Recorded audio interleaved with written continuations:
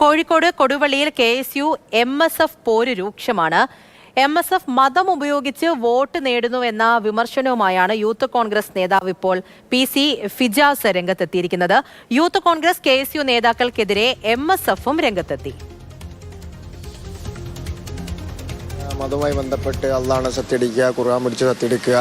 ഇവിടെ ഒരു മടവൂര് CM അവിടെയുള്ള വലിയ ഞങ്ങളുടെ ആളാണെന്നൊക്കെ പറഞ്ഞിട്ട് ഇങ്ങനെ ഒരു തരത്തിലാണ് ഇവർ അവിടെ വോട്ട് ബാങ്ക് രഹസ്യമായിട്ടോ ചെയ്തിരുന്നത്.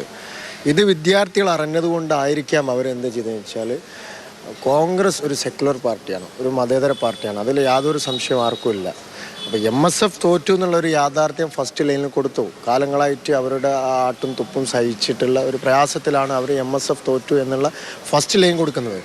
സെക്കൻഡ് ലൈൻ എന്ന് പറഞ്ഞാൽ വിജയിച്ചത് ആരാണോ ആ പേരാണ് അവിടെ കൊടുക്കുന്നത്. മതേതരത്വം ജയിച്ചു, അതിൻ്റെ അടിയിൽ KSU KMO കോളേജ് എന്നുള്ളത്, അതിൽ യാതൊരു തർക്കവും അവിടെ വരുന്നില്ല. കോൺഗ്രസ് പാർട്ടി ചില കാര്യങ്ങൾ മനസ്സിലാക്കിയിട്ടില്ലെങ്കിൽ ഭാവിയിൽ അത് ക്ഷീണം ചെയ്യുമെന്ന് ഞാൻ മനസ്സിലാക്കുന്നു. കഴിഞ്ഞ മണ്ഡലം യൂത്ത് കോൺഗ്രസിൻ്റെ പ്രസിഡന്റാണ് PC ഫിജാസ്. മറ്റൊന്ന് KSUവിൻ്റെ ജില്ലാ സെക്രട്ടറിമാരിൽ ഒരാളായിട്ടുള്ള ഫിലിപ്പ് ജോൺ. അവർ പറയുന്നത് മുസ്ലിം ലീഗ് വർഗീയ പാർട്ടിയാണ്, MSF വർഗീയ പാർട്ടിയാണെന്ന് പറഞ്ഞുകൊണ്ടാണ് അവർ ക്യാമ്പസിനകത്ത് പ്രചരണം നടത്തിയിട്ടുള്ളത്. പാണക്കാട്ടെ സയ്യിദന്മാരെ വരെ അവർ വർഗീയപരമായിട്ട് വിദ്യാർത്ഥികൾക്ക് മുമ്പിൽ അവതരിപ്പിച്ചിട്ടുണ്ട് എന്നുള്ളത് നമ്മൾ തെളിയിക്കപ്പെട്ട സത്യമാണ്.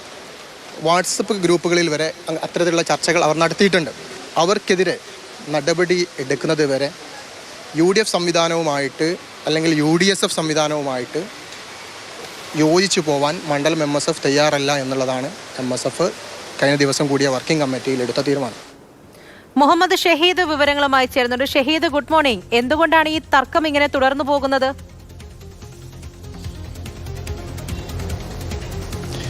പൂജ, ഗുഡ് മോർണിംഗ്.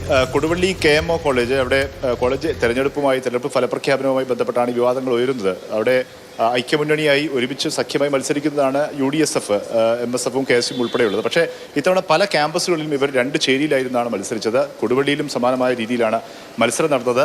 MSF അവിടെ കുത്തകയാക്കി വെച്ചിരുന്ന സ്ഥലമായിരുന്നു. MSFനെ പരാജയപ്പെടുത്തി KSU വിജയിച്ചു. അന്ന് വിജയിച്ച് നടത്തിയ പ്രകടനത്തിലാണ് MSF തോറ്റു, മതേതരത്വം വിജയിച്ചു എന്നൊരു ബാനർ KSU പ്രവർത്തകർ മുന്നിൽ വെച്ചത്. അത് വലിയ ചർച്ചയായി, വിവാദമായി. ഈ സഖ്യമായി നമുക്ക് വിദ്യാർത്ഥി സംഘടന എന്നതിലുപരിയായി UDFിൽ തന്നെ വളരെ സഖ്യമായി പ്രവർത്തിക്കുന്നവരാണ് കോൺഗ്രസ്, മുസ്ലിം ലീഗും ഒക്കെ ഏറെക്കാലമായി. ഈ അടുത്ത കാലത്തായി SFI ആണ് MSFനെതിരെ വർഗീയ സംഘടന ആണ് എന്ന തരത്തിലുള്ള ചില ആരോപണങ്ങൾ, വിമർശനങ്ങൾ ഉയർത്തിയത്.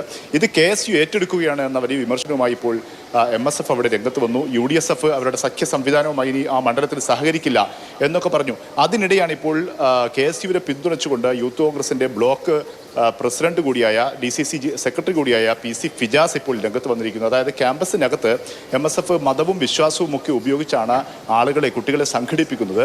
ഇത് KSU കാലങ്ങളായി അവിടെ ചോദ്യം ചെയ്തു വരികയാണ്.